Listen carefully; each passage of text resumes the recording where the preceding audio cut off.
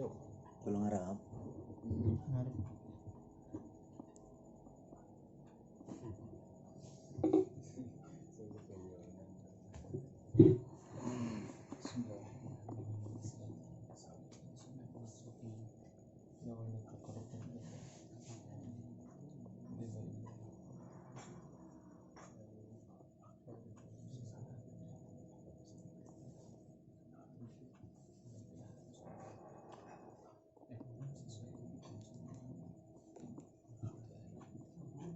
Al-Fatihah. Bismillahirrahmanirrahim. Alhamdulillahirabbil alamin arrahmanir rahim maliki yaumiddin. Iyyaka na'budu wa iyyaka nasta'in ihdinas siratal mustaqim. Shiratal ladzina an'amta 'alaihim ghairil maghdubi 'alaihim waladdallin. Assalamualaikum warahmatullahi wabarakatuh. Waalaikumsalam warahmatullahi wabarakatuh. Alhamdulillahirabbil alamin. Alhamdulillahirabbil alamin. Alhamdulillah alladzi an'ama 'alaina bi ni'matil iman wal islam.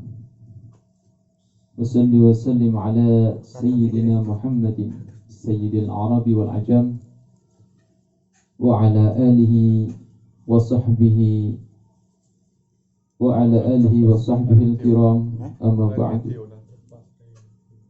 Yang kita muliakan, yang kita hormati, beliau Al-Ustadz Hasan, dan yang kita muliakan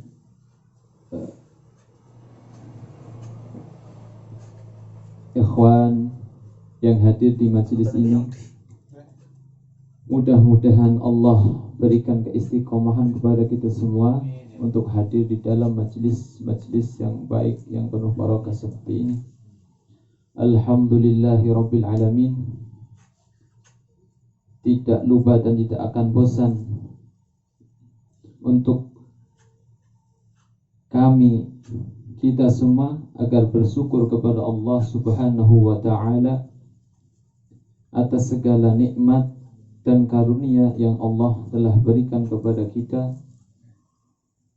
sehingga malam hari ini kita dapat berkumpul, kita masih dapat bernafas, kita masih diberikan kesehatan, kita masih dapat sempat hadir di majlis yang penuh barakah ini. Bersyukur kepada Allah atas segala nikmat-nikmat yang telah kita nikmati. Contoh, kita syukur kepada Allah, kita berpikir, coba apabila nafas kita terhenti 5 menit saja. Bagaimana apabila nafas kita terhenti 5 menit? Bagaimana apalagi sampai 1 jam? Masya Allah, kuat enggak? Enggak kuat. Maka alhamdulillah Allah Ta'ala dengan rahmat dan karunia-Nya memberikan kita nafas secara gratis, tanpa dipungut biaya apapun.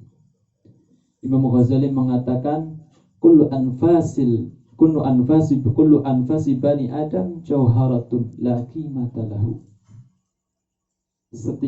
Setiap nafasnya manusia itu jauhar, berlian yang tidak dapat dihargai dengan harga fulus. Umpama kita disuruh bayar nafas, sama Allah disuruh bayar, ditarik biaya. Coba bayangkan berapa yang harus kita bayar.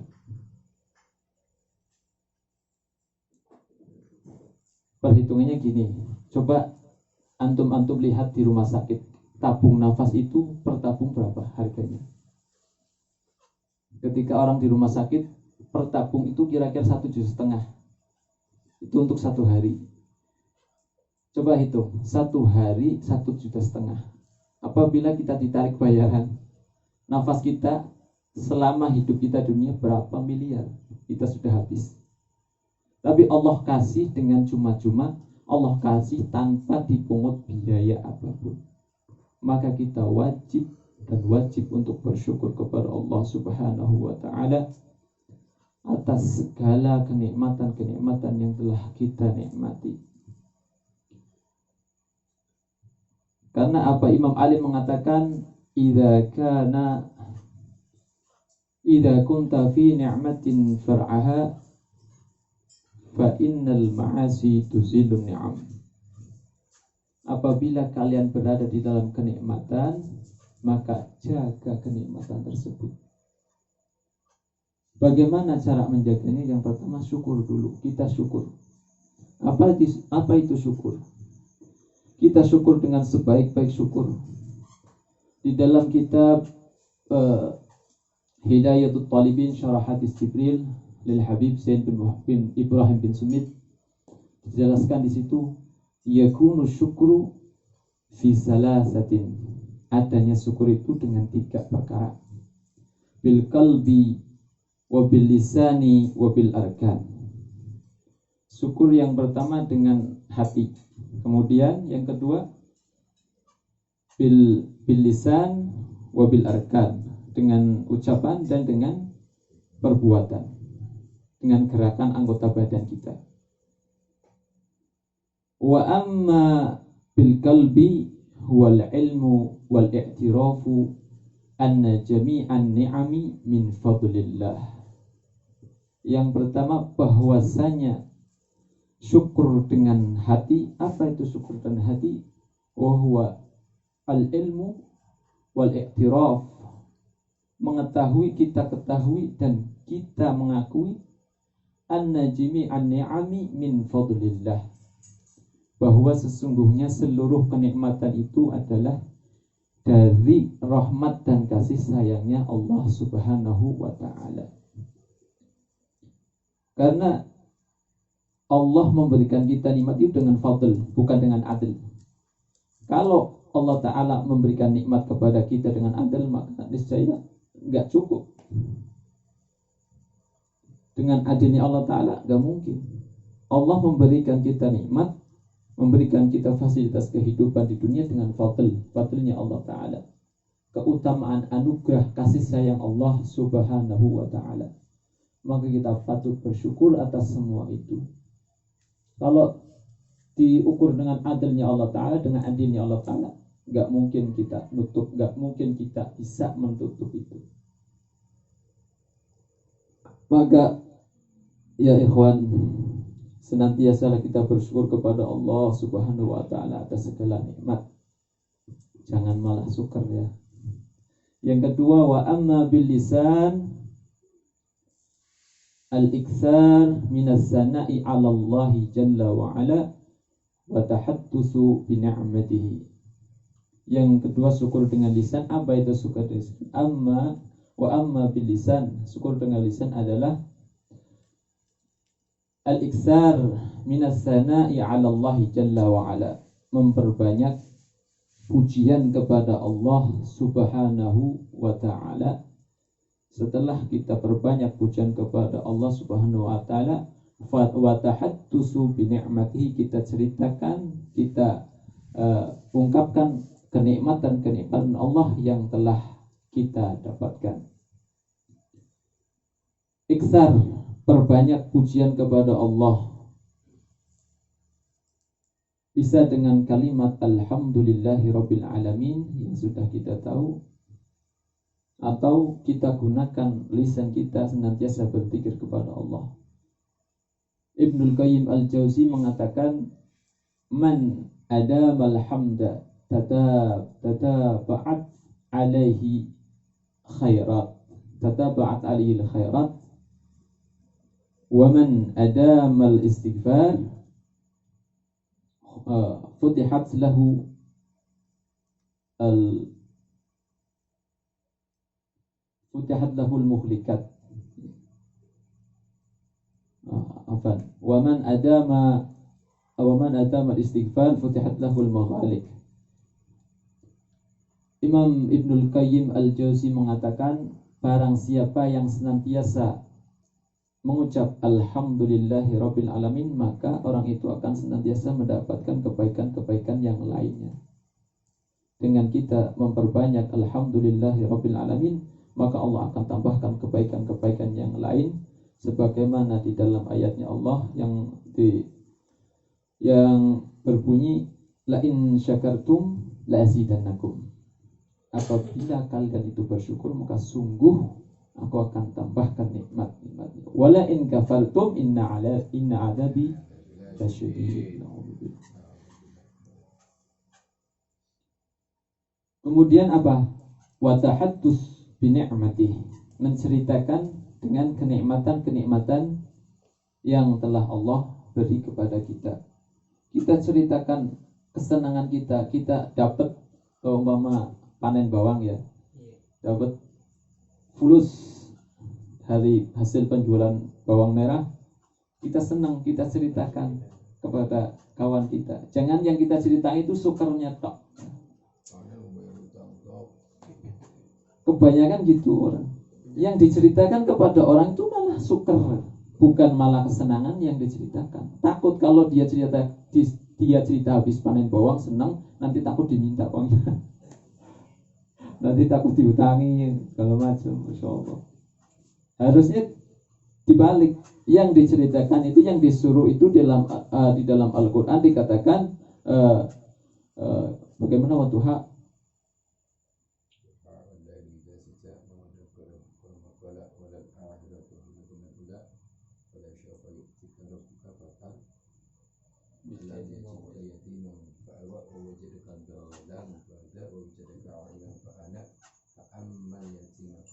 fa'amma bini'mati rabbika fahaddits.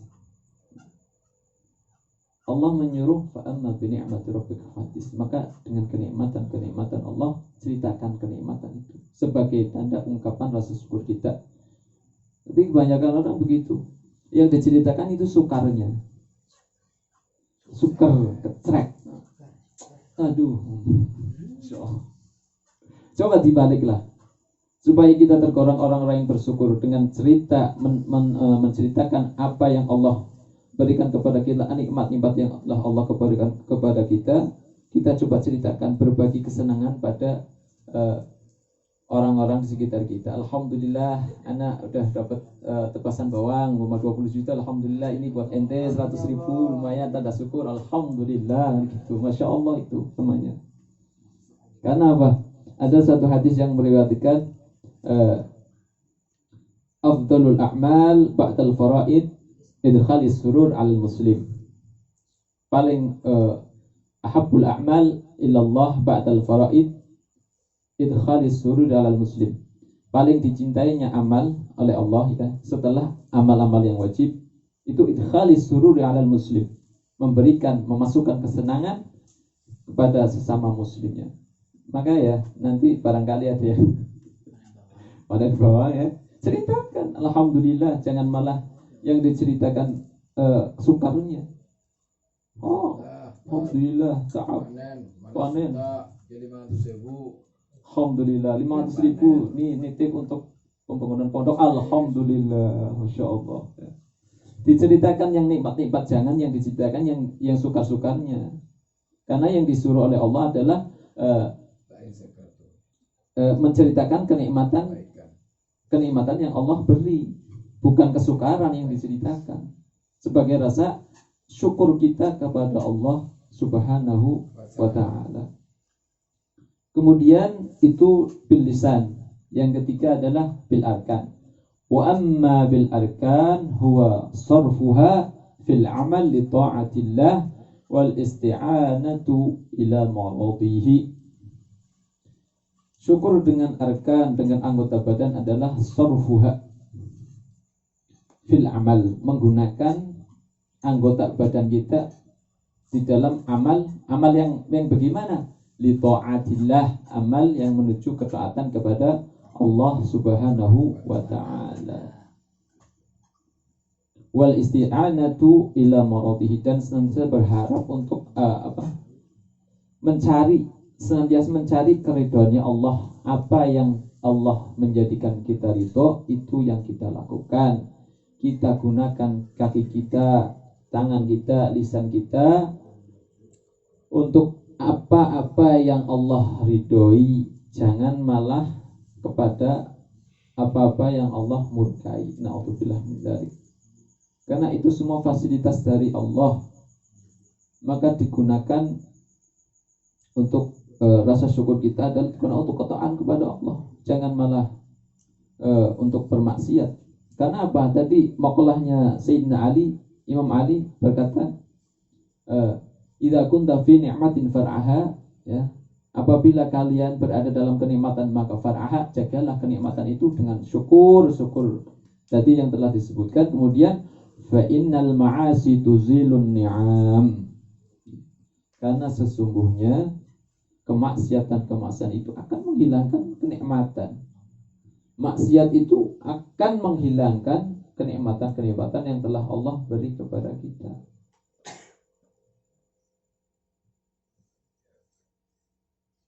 Lalu bagaimana sih caranya agar kita mudah, anggota badan kita itu mudah untuk melakukan ketaatan sebagai tanda bahwa kita itu syukur kepada Allah? Bagaimana sih caranya? Caranya dengan makan makanan yang halal. Ibn Abdullah bin Al-Haddad mengatakan, at-ta'matu minal halal atharun kabirun fi tanwiril qalbi wa nasyatu lil ibadah. Makanan daripada makanan yang halal adalah asarun kabirun, memiliki bekas atau asar bekas yang besar, memiliki bekas yang besar. Asarun kabiran dari kalbi, di dalam menyinari hati kita. Jadi perlu banget ini makan halal, karena makanan halal itu punya asar yang besar, fitan dari kalbi, di dalam menyinari hati kita. Kemudian yang paling penting apa? Wa nasyat lil ibadah, wa nasyatul jawarih fil ibadah. Makanan halal itu akan nasyat, akan memberikan kesemangatan kepada anggota badan kita untuk beribadah.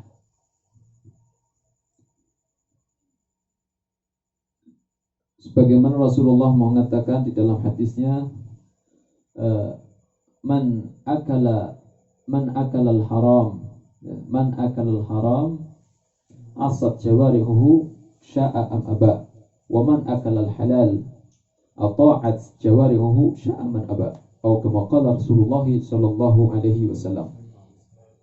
Makan makanan yang haram itu akan menjerumuskan kita, asad jawarihuhu, akan jawarih kita, anggota badan kita itu akan maksiat, asad, mau enggak mau, sya'a am aba. Jadi ketika badan kita sudah perut kita sudah dimasuki oleh makanan haram, maka asad jawarihu sya'a am aba. Badan kita itu, anggota badan kita akan berbuat maksiat baik kita mau atau enggak mau. Sebaliknya, apabila kita badan kita, perut kita diisi dengan makanan-makanan yang halal, maka ata'at jawarihuhu sya'a man aba. Jawarih kita, anggota badan kita itu akan berbuat ketaatan, mau enggak mau, pasti. Itu fadilahnya makanan-makanan yang halal. Tapi makanan halal juga hati-hati, jangan sampai berlebihan juga. Karena Imam Ghazali mengatakan juga di dalam kitab Asy-syab'u minal halal aslu kulli syarrin fa kaifa minal haram. Kewargen, ngerti kewargen ya? Kekenyangan daripada barang sing halal aja itu asal daripada kulli syarr, aslu kulli syarr, asal daripada semua keburukan. Kekenyangan, kelebihan makanan ya, walaupun makannya halal. Tapi beda kalau kita berkunjung ke tempatnya orang soleh, habaib, yang jelas makannya itu halal, maka harus sabar-sabar sekuat ya. Karena itu nanti efeknya beda ya. Kalau ini yang kita dapati ya daripada makan halal ya, jangan kita berlebihan kadiran halal lah, halal legiran bul sampai kemelakaran maksudnya. Maka itu adalah aslu kulli syarrin. Menurut Imam Ghazali mengatakan aslu kulli syarrin, asal daripada semua keburukan. Itu halal loh, itu halal padahal ya. Fa kaifa minal haram? Maka bagaimana dengan yang haram? Na'udzubillah, tsumma na'udzubillah.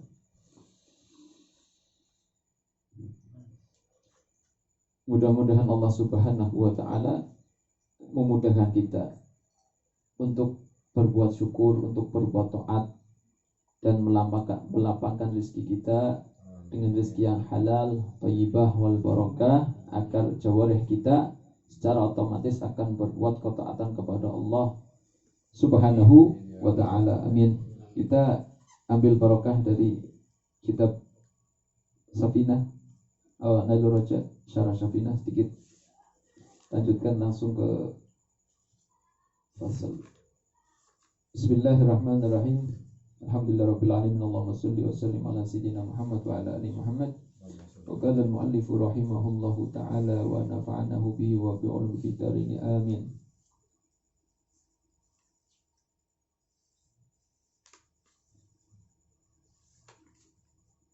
Fasal arkanul Islam khamsah. Syahadatu an la ilaha illallah wa anna Muhammadar Rasulullah, wa iqamus salah wa ita'uz zakah wa shaum Ramadan wa hajjul baiti man istata'a ilaihi sabila. Fasal ini menerangkan tentang rukun-rukunnya Islam. Kita bahas sedikit tentang arkanul Islam khamsah ya. Yang pertama arkan. Apa itu arkan? Arkan secara lughah, arkan lughatan janibu syai'il aqwa. Rukun itu secara bahasa itu sisi-sisi sesuatu yang menguatkan. Sisi-sisi atau pojokan-pojokan sesuatu yang menguatkan arkan itu secara lughah, secara bahasa. Wastilahan, secara istilah, ya, istilah fikih, ibaratun an juz'in minal mahiyah la talhaqqu illa bih. Secara istilah adalah ungkapan daripada bagian-bagian yang penting yang tidak akan sempurna kecuali dengan bagian tersebut. Paham ya? Arkan ini rukun, paham ya? Jadi rukun itu merupakan suatu hal yang penting daripada sesuatu. Al-Islam lughatan, sekarang kita bahas Islam. Islam lughatan, Islam secara bahasa. Apa itu Islam secara bahasa? Al-Islam lughatan al-istislam wal inqiyad. Islam secara bahasa adalah pasrah atau tunduk, pasrah dan tunduk. Secara bahasa, Islam secara bahasa pasrah dan tunduk. Maka kalau orang sudah menjadi orang Islam, ya harus pasrah. Pasrah dengan apa-apa yang diajarkan, tunduk dengan apa-apa yang disyariatkan oleh agama Islam. Secara istilah, bagaimana? Istilah Islam secara istilah al-inqiyadu lil ahkam syar'iyyah, tunduk kepada hukum-hukum syariat. Maka orang yang sudah mukallaf ya, mukallaf itu orang yang sudah Islam, masuk Islam ya, sudah ditaklif, sudah dipaksa untuk menyatakan syariat, maka harus tunduk dengan syariat-syariat Islam, dengan hukum-hukum syariat Islam yang sudah dipastikan, yang sudah ditentukan oleh Rasulullah, oleh Allah dan Rasulnya. Al-ma'na anna al-ajza' allati la talhaqqu mahiyatul Islam illa biha khamsatun. Maknanya bahwasanya bagian-bagian yang tidak akan sempurna tidak akan sempurna hal yang penting daripada agama Islam kecuali dengan bagian-bagian tersebut adalah khamsatun, ada lima. Wa'lam annahu la yasihhu dukhulu fil Islam illa bi sittati syurut. Ketahuilah bahwasanya tidak akan sah masuk ke dalam agama Islam kecuali dengan 6 syarat. Jadi masuk agama Islam itu ada syarat-syaratnya, syarat-syarat ketentuan yang berlaku. Yang pertama apa syarat yang 6 ini? Yang pertama al-aql, berakal. Orang yang ingin masuk Islam, syarat yang pertama adalah orang ini mempunyai akal ya, berakal, bukan orang gila atau bukan orang yang mabuk. Syarat pertama adalah al-aql, orang yang berakal ya. Yang kedua adalah buluh. Orang ini ketika mau memasuki agama Islam sudah balik. Jadi anak-anak yang belum balik itu nggak sah masuk Islam, harus balik dulu, kecuali seperti orang-orang tua kita yang sudah Islam, maka kita lahir sudah menjadi orang Islam. Alhamdulillah, itu anugerah karunia dari Allah Subhanahu wa taala yang telah menentukan bahwa kita sejak lahir sudah beragama Islam.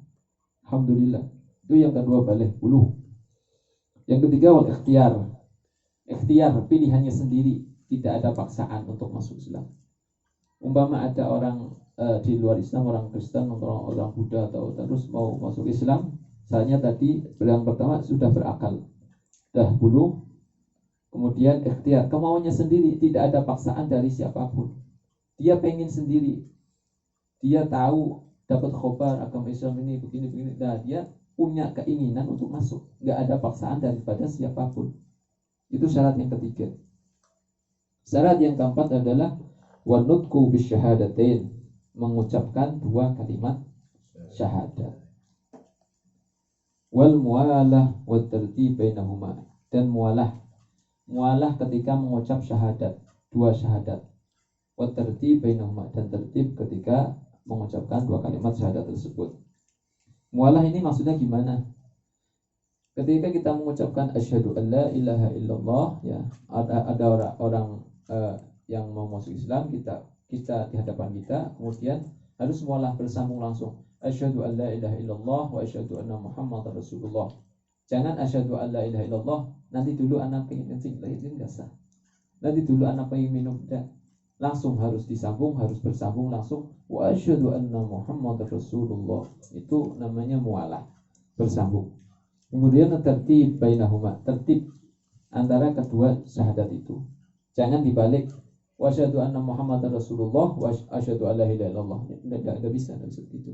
Harus tertib asyhadu an la ilaha illallah wa asyhadu anna Muhammadar Rasulullah sallallahu alaihi wasallam. Itu syarat-syarat untuk memasuki agama Islam. Ada berapa? Ada 6. Paham ya? Kemudian kita bahas satu dulu. Syahadu an la ilaha illallah wa anna Muhammadar Rasulullah. Syahadat itu apa sih? Asyhadatu hiya at-tayakkunu wal i'tiqadu. Syahadat adalah meyakini dan beriktikad. Syahadat adalah meyakini dan beriktikad. Paham i'tikad ya? Tekad ya. Wal ilah wal fil asli ma'bud walau bi ghairi haqqin. Nah, ini enggak usah dibahas. Al-ma'na anna al-awwala min arkan al-islam tayakkunu wa i'tiqadu an la ma'buda bihaqqin fil wujudi illa Allah wa anna sayyidina Muhammadar Rasulullah ilal insi wal jinni ijma'an wa kadzalika al-malaikah 'alal mu'tamad.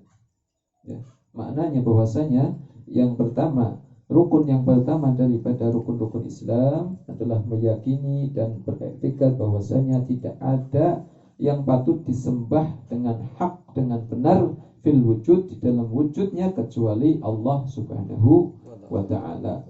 Wa anna sayyidana Muhammadar Rasulullah, dan bahwasanya Sayyid Muhammad, Nabi Muhammad adalah utusan Allah ilal insi wal jinni ijma'an, kepada manusia dan jin seluruhnya ya. Jadi Nabi Muhammad itu diutus untuk seluruh makhluk, baik jin dan manusia. Wa kadzal malaika 'alal mal, dan begitu juga malaikat menurut kesepakatan para ulama.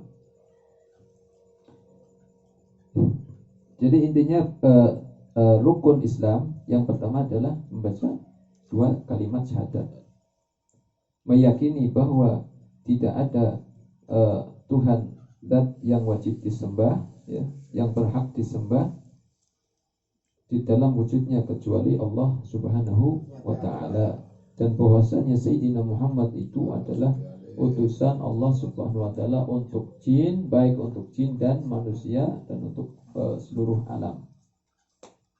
Wallahu a'lam. Kalau mungkin ada pertanyaan seputar taharah atau seputar apa, monggo silakan, biar lebih hidup majelis kita ini. Insyaallah kalau bisa tak jawab, kalau nggak bisa ya nanti dulu tunggu jawabannya. Wallahu a'lam.